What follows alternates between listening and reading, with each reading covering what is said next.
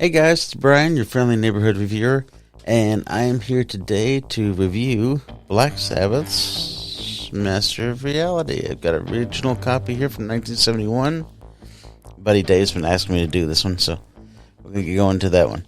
Alright, this is the third album of Black Sabbath. Pretty good copy I've got here, too. This is a hard one to get in good shape, just because the black on it is really bad. You know, it's like the Beatles' White Album. It's hard to find in really decent shape. It is the original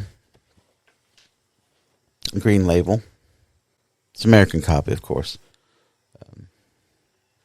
So there we go. I'm just going to start off the bat. This is a killer album, man. Yeah, it is. It is a killer album. This is produced by Roger Bain, too, as well. But their first two albums were recorded each in 2 days.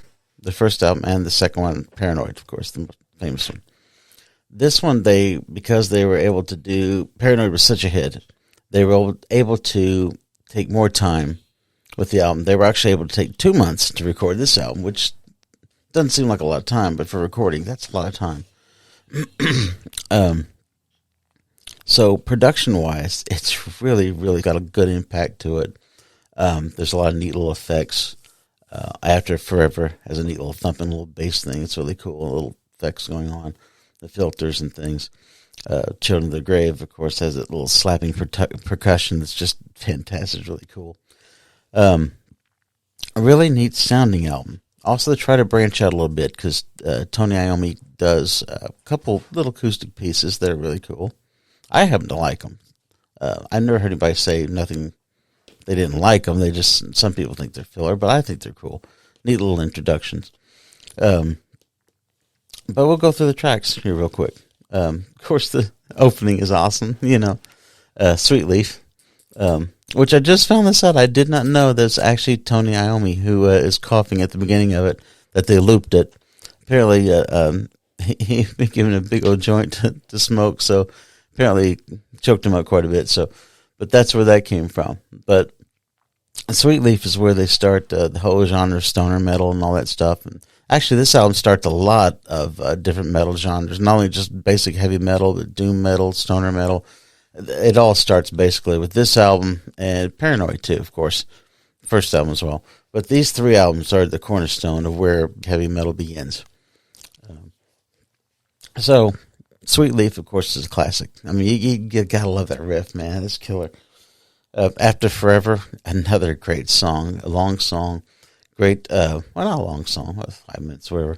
But great lyrics. In fact, this album has really good lyrics on it. I mean, you could also almost say, too, that Christian metal could say have gotten its start from this album, because with After Forever, and a lot of the themes it brings up is basically a blueprint for Christian metal. Talking about God and Satan and things going in the world, stuff like that. But really great song, awesome beat. It just kicks ass. Orchid is, Embryo. Embryo's next, which is a short little piece, like 25 seconds, but really neat little guitar piece. It goes really perfectly within Children of the Grave, which is the next big piece. Just classic Sabbath. I mean, what can you say? The neat thing about Tony Iommi is, especially on this album, which they do it in their other albums too, but he reminds me a little bit, actually you could say this is a Jimmy Page of Zeppelin. You could say to a certain extent Richie Blackmore, Deep Purple, but they love to layer their riffs. They open maybe with one riff, and then they go switch to something else, develop that a little bit, and then they go to the main song. And it's really weird how they pile on riff after riff. It's like this guy can just come up with riffs in his sleep. But he does that a lot on this album. It's just amazing how he does that.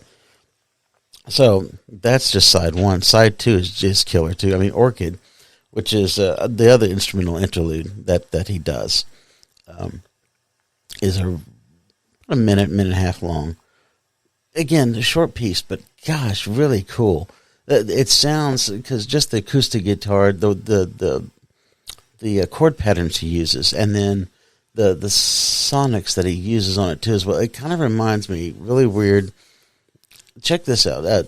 Composer Philip Glass.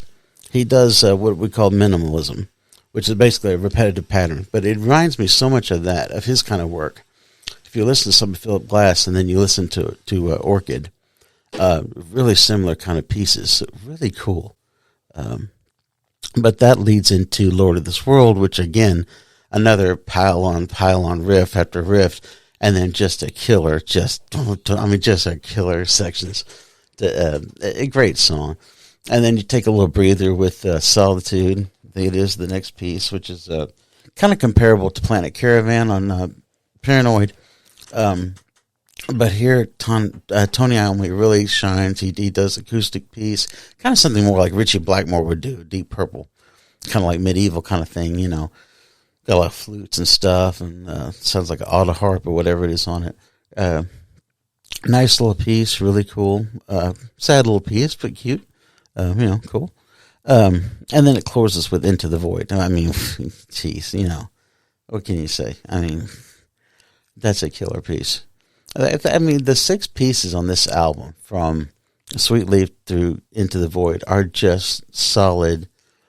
This is definitely probably their best album, I think. Paranoid might be a little bit more solid just because it doesn't have the little interludes, but I love the interludes. I think they really enhance the album, and it's really awesome. It really is. Kudos to Ozzy. I mean, Ozzy really is, his vocals in this is really great. Hearing him on Solitude is kind of neat. To hear him come down from the screaming and all the wailing, just sing this kind of little mournful ballad. Really nice to hear that from him. Geezer Butler, of course, Billboard, drums, bass. I mean, come on. These guys just kick ass. I mean, they just do. Groundbreaking album. Definitely, you got to have it. This one, I am definitely giving 5 out of 5 stars, without a doubt. This is something you got to have in your collection. But great album. Enjoy it. Thanks, guys. Appreciate it. Hope you liked the review. Hope you liked the vinyl show. Check out my buddy David Darko and his channel. All small capital letters, all together. We talk some wild stuff in there. Like, subscribe, hit the buttons. Really appreciate it.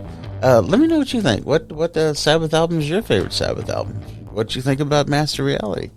I think it's a killer album. But so yeah, head to the comments and argue your favorite Sabbath album. Appreciate it. Have a good day. Thanks, guys.